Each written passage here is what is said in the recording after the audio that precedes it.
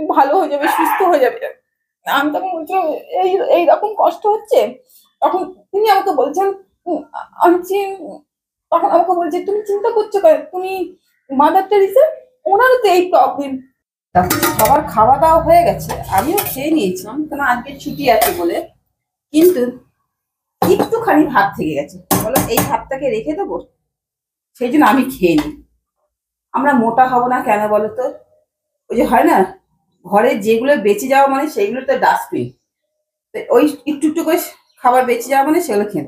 যাই হোক গে, ওইসব কথা বলবো না, আগে বড়দিন। আচ্ছা বলো তো, বড়দিনে তোমাদের কার কার কথা, স্পেশাল কথা মনে পড়ছে? আমার কিন্তু একটা ছোটবেলার স্পেশাল কথা মনে পড়ে গেছে, জানো কি বলতো? আমার বাবা যেখানে থাকতো না, মানে আমার বাবার যেখানে পোস্টিং হয়েছিল, ধরো এটা আমাদের ফ্ল্যাট ছিল, মানে আর্মির কোয়ার্টার, আর অপোজিটেই ছিল মানে চার্চ। আর ওই চার্চে রোজ সকালেতে সবাই প্রেয়ার করতে আসতো, প্রে করতে আসতো। আগে তো না একটুখানি ভাত দেখলে হাসি পাবে, দেখো না এটু নাকি সবার বেশি হয়ে গেছে। যাই হোক গে, আমি এটা খেলি না, এখন কাঁপুনি ধরে যাবে। আমি এটা নিয়ে মাইক্রোতে আগে দিয়ে দিই, কারণ আমারও খেতে গেলে কাঁপুনি এসে যাবে। তো মাইক্রোতে দিয়ে দিলে কি হয়, গরম গরম খেতে বেশ ভালো লাগবে। তাহলে তোমাদের সাথে খাবো আর গল্পটা করবো। আগে টুক করে মাইক্রোতে দিয়ে আসি। না না, আমার সাথে তোমরাও চলে আসো, দেখো আমি কিভাবে মাইক্রোতে, নাহলে গল্পটা তো করতে পারবো না। বলো, এই জায়গার স্পেসটা না খুব ছোট। মাইক্রোতে দিয়ে দিলাম, দেখো মাইক্রোতে দিয়ে দিলাম। মাইক্রোতে গরম হোক আর তোমাদের সাথে আমি কথা বলি। অপোজিটে ছিল চার্চ, সেই চার্চের ওখানে না আশেপাশে এক রকমের গাছ ছিল। সেই গাছটা না সারা বছর দেখতাম আমরা সবুজ, কিন্তু যেই দেখতাম 25শে ডিসেম্বর, মানে ডিসেম্বরটা যখনই আসতো দেখতাম গাছের পাতাগুলো না অটোমেটিক লাল হয়ে যেত। তখন আমরা বলতাম যে আঙ্কেলকে, যে কি হচ্ছে গাছের পাতাগুলো এখন লাল হয়ে যাচ্ছে কারণ, তখন এই আঙ্কেল বলতো এগুলোকে বলে ক্রিসমাস ট্রি। আমরা বলতাম ও তাই, এগুলোকে ক্রিসমাস ট্রি বলে? বললো হ্যাঁ। এইবার যখন চার্চে যখন প্রোগ্রাম হতো, এই 25শে হয়ে গেল, অফ করে দিই, চামচুয়া ধুয়ে নি। শীতকালে না মানে ঠান্ডাটা খেলে না কাঁপুনি লেগে যায়, গরম গরম ভাত তুমি যত ইচ্ছে খাও, কোনো কাঁপুনি ধরবে না। চলো চটপট করে নিয়ে এবার হাঁটা দিই। দেখো আমি নিয়ে চলে এলাম। এ বাবা, কেকটা কে এনে রাখলো? দেখো কেক এনে দিয়ে চলে গেছে। যাই হোক, কেকটা পরে খুলছি, আগে তো খেয়ে নি, আগে খেয়ে নি, খেতে খেতে কথা বলি। তো সেই ক্রিসমাস ট্রি, এবার পাশে ছিল ওই আঙ্কেল, তো আমাদেরকে বলতো যে তোরা কিন্তু ছোট আছিস, তখন আমি বেশ ছোট। এবার আমাদের আশেপাশে আরো দিদিরা ছিল, তো তাদেরকে বলতো তোরা কিন্তু চার্চটাকে সাজাবি। তো সত্যি কথা বলতে ওখানে তো দুর্গাপুজো বলে কিছু হতো না, সেই চার্চটাকে না এত সুন্দর ভাবে সাজাতো না সবাই, মানে কি বলবো। সে আমরা আমরা ছোট ছিলাম, আমরা তখন ক্যান্ডেল দিতাম, খালি ক্যান্ডেল গুলোকে যেইভাবে বলতো ক্যান্ডেল গুলোকে ওইভাবে সাজাতাম। পুরো ওই ক্রিসমাস ট্রি গুলোকে পুরো লাইট দিয়ে সাজানো হতো। এবার রাত্রির বেলা সবাই আসতো, প্রে হতো। তারপরে দেওয়ালে, এখন যেটা হয় না সিনেমা দেখা হয়, তখন দেওয়ালের মধ্যে কি বলে সাদা লাগিয়ে আমাদেরকে সিনেমা দেখাতো, ওটাকে যেন কি বলে মনে পড়ছে না, যিশুর সম্পর্কে বলতো। তা আমরা ওইটা দেখতাম। সব তখন তো আমরা ছোট ছিলাম বলে আমাদেরকে নিচে বসিয়ে দিত কার্পেট বিছিয়ে, আর বড়রা সব চেয়ারে বসে থাকতো। তারপরে ওখানে পাশে আরেকটা দিদি ছিল, সেই দিদিটাকে না সান্তা ক্লজ সাজাতো। ওই দিদিটা না খুব কোঁকড়ানো চুল ছিল, তো ওই দিদিটাকে সান্তা ক্লজ সাজাতো। ওই দিদিটা আসতো, তখন তো ছোট তো বুঝতাম না, যে আমরা ভাবতাম সত্যি ওই মানে বুড়ো আসছে সান্তা ক্লজ, আমাদেরকে চকলেট দিচ্ছে, আমাদেরকে গিফট দিচ্ছে। তো হচ্ছে, তারপর যখন ওই দিদিটা যখন পরে যখন দেখতাম মেকআপ টেকআপ তুলে, দেখতাম ও বাবা, ওটা তো আমাদের যে পাশে যে দিদিটা সেই দিদিটা। তখন আমরা বলতাম উনি বাবা, খেতে খেতে গল্প করতে করতে খাওয়াই হচ্ছে না। তা আমরা বলতাম ও আপ থে দিদি, তখন আমরা বলতাম, তখন বলতাম হ্যাঁ ম্যাথি। ওই হলো। তারপরে কেক বানানো হতো। এবার যারা ওখানে প্রে করতো, প্রে করার সময় না একরকম না এরকম সাদা সাদা কি দিত, ওটা ওনলি ফর যারা খ্রিস্টান তারাই খেত। আর যারা ওখানে ওখানে যারা আরো মহারাষ্ট্রিয়ান হিন্দু, মানে মহারাষ্ট্রিয়ান তামিল, আর্মিতে তো সব নানা রকমের কাস্টের লোকরা, তাদের দিত না। যারা ওখানে প্রে করতে আসতো ওনলি ফর খ্রিস্টান, তাদেরকে দেখতাম ওই বিস্কিটটা সাদা টাইপের কি ওটা খেতে, এখন বুঝতে পারছি না ওটা কি। ওটা মনে হয় ওদেরই কোনো প্রসাদ জাতীয় কিছু। এই কেক বানানো হতো আমাদের বাড়ি থেকে বাসন নিয়ে, কেক বানানো তো বড় বড় ডেকচিতে। ছোটবেলায় দেখেছিলাম কেক বানানো, ধিমি আছে কাঠের, মানে কেকটা স্টিম করে বাইরে। সেই কথাগুলো আজকে মনে পড়ে যাচ্ছে। মানে চার্চে তো, মানে ওখানে কি না হতো। ও তারপর একটা সব থেকে বড় কথা মনে পড়ে গেল, ওই চার্চটা তো বিশাল বড় চার্চ ছিল সেখানে। তখন ছোটবেলায় অতটা মনে নেই, তখন ছোট ছিলাম। তখন মাদার টেরেসাকে দেখেছিলাম, মানে তিনি তখন ওখানে এসেছিলেন। তখন সবাই বড়রা ওনাকে বেশ আপ্যায়ন করে নিয়ে এসছেন, কি মাদার টেরেসা, মাদার টেরেসা এসছেন। আমরা তো ছোট, আমাদেরকে লাইন দিয়ে দাঁড় করিয়ে রেখেছিল। তখন যখন উনি যাচ্ছিলেন তখন আমাদের মাথায় এমকে, সবার মাথায় এমকে হাত দিতে দিতে যাচ্ছেন, God bless you, God bless. এবার ঘরে যখন এসেছিলাম রাত্রিবেলা, তখন মায়ের মুখে, মানে বাবার মুখে শুনলাম, মায়ের মুখে শুনলাম এই মাদার টেরেসার সম্পর্কে। এতটুকু শুনেছি, যেটা হয় ছোটবেলা, তিনি কে, হ্যাঁ ছোটবেলায় যে গল্প ওই অতটুকু শুনেছি। যখন একটু বড় হলাম, যখন 9-10-এ যখন মাদার টেরেসার সম্পর্কে 11-12-এর সময় যখন পড়ছি, তখন ওনার সম্পর্কে না যেত আরো, যেমন তুমি মাদার টেরেসা মানে ওই যে ছোটবেলা যে তিনি মাথার উপরে হাত দিয়ে গেছিলেন, তখন বাবাকে জিজ্ঞাসা করতাম উনি সেই মাদার টেরেসা, মানে যাকে আমরা বই পড়ছি। তখন বললো হ্যাঁ। বলছি আমি তখন বলছি এ বাবা কত মিস করলাম, তখন যদি বড় থাকতাম তখন তাহলে ওনার কাছ থেকে আশীর্বাদ নিতাম, ই করতাম, মানে এরকম করে তখন বাবাকে জিজ্ঞাসা বলছি। তখন বাবা যে সেটা কি করে তুই জানবি। হুম। সেই মাদার টেরেসার সাথে আমার আবার দেখা হয়, সেটাও ব্যাড লাক। মানে তিনি যখন অ্যাসেম্বলি গড চার্চে অ্যাডমিট থাকেন, আমিও সেই সময় অ্যাসেম্বলি গড চার্চে অ্যাডমিট ছিলাম। তখন আমারও খুব ক্রনিক মানে ব্রনকাইটিস হয়েছিল, আমি সেই সময় কলকাতায় এসেছি।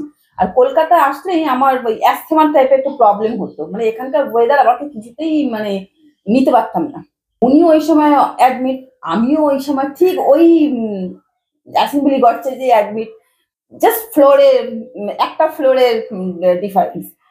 এবারে আমি তখন কেবিনে, আর উনি তখন আইসিইউতে। তখন আমারও খুব ক্রিটিক্যাল অবস্থা, মানে আমি কথা বলার মতো সিচুয়েশনে ছিলাম না, কেবিনের মধ্যে কিন্তু কথা বলার মতো সিচুয়েশন ছিল না। তখন সবাই তখন বলছে কানে, মাঝে যখন ওই কেবিন থেকে যখন একটুখানি বেরিয়ে একটু হাঁটছিলাম, যখন মানে আমি, মানে আমাকে তখন বলছিল তুমি হাঁটো, মানে আমাকে যখন একটু ফিজিওথেরাপি করতে আসছে, তখন আমাকে বলছে যে এখানে মাদার টেরেসা অ্যাডমিট আছে। তখন আমি বলছিলাম মাদার টেরেসা অ্যাডমিট আছে, কিন্তু আমার দেখারও ইচ্ছা ওনাকে, কিন্তু দেখতে যেতে পারছি না। তখন সেই সময় নির্মলা দেবী, এখন যিনি এখন মানে মাদার টেরেসার পরিবর্তে যিনি এখন আছেন, ওই সময় নির্মলা দেবী প্রত্যেকটা ফ্লোরে আসেন, মানে জেনারেল কেবিনে, জেনারেলেও যান, কেবিনে কেবিনেও তিনি প্রত্যেকে আসেন।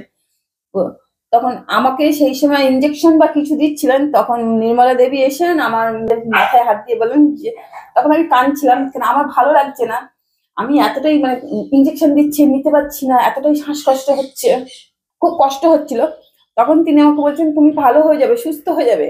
আমাকে তখন এইভাবে বলছিল তুমি ভালো হয়ে যাবে, সুস্থ হয়ে যাবে। আমি তখন বলছিলাম এই এইরকম কষ্ট হচ্ছে। তখন তিনি তখন আমাকে বলছে তুমি চিন্তা করছো কেন, তুমি মাদার টেরেসা, ওনারও তো এই প্রবলেম, উনি দেখো তো এই প্রবলেম নিয়ে তো তিনি অত কাজ করেছেন, সবাইকে এত সেবা করেছেন, এই করেছেন, কই ওনার তো কোনো প্রবলেম হয়নি। এই এই রোগটা কোনো রোগই না, এইটা একটা সামান্য একটা তুচ্ছ রোগ। মানে উনি আমাকে যেভাবে বোঝালেন, তখন ওই নির্মলা দেবী, আমি তখন মানে সিস্টার নির্মলা, তখন থেকে আমার না মনে হলো কি বলতো, সত্যি এটা তো কোনো সমস্যাই না। আমাকে বললো শরীরের প্রতিবন্ধতা কোনো সমস্যাই না, তুমি মনের জোর নিয়ে আসো। আরে ইঞ্জেকশন দিতে ভয় পাচ্ছ। তখন উনি আমার পাশে দাঁড়িয়ে, আমি তখন বললাম না ইঞ্জেকশন নিতে ভয় পাচ্ছি না, মানে ওটা ওই ইঞ্জেকশনটা গেলে না আমার শরীরের ভিতরে না জ্বালা হয়। তখন মানে ওই সিস্টার, তখন ওখানকার সিস্টারকে বললেন তাহলে তুমি এই ইঞ্জেকশনটা ওকে দিও না, ওর শরীরে মনে কোনো প্রবলেম হচ্ছে। তখন উনি আমার কাছে ঠিক 1 মিনিটের মধ্যে দাঁড়িয়েছিলেন, দাঁড়িয়ে থাকার বলে আমাকে বলছে তুমি পরে কোনো সময় আসবে, এই কথা বললে বলে ওখান থেকে বেরিয়ে গেলেন।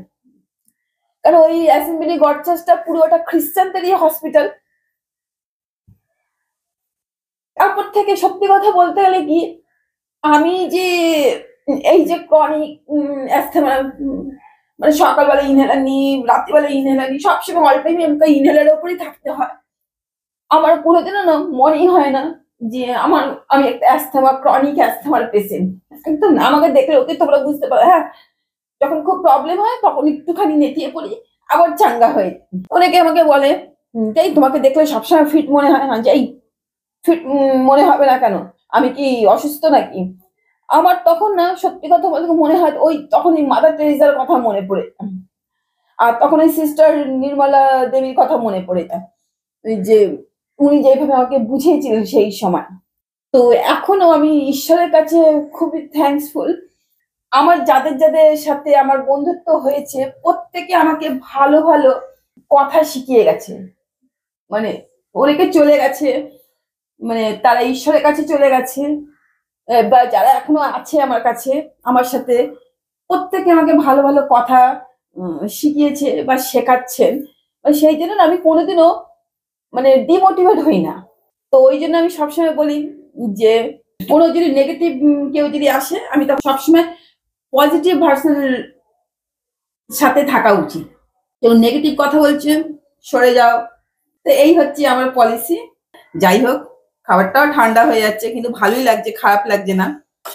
হ্যাঁ, মাঝে মাঝে একটুখানি মোটা হয়ে গেলে, তখন চেহারা ভারী হয়ে গেলে তখন শ্বাসকষ্টের প্রবলেমটা একটু হয়।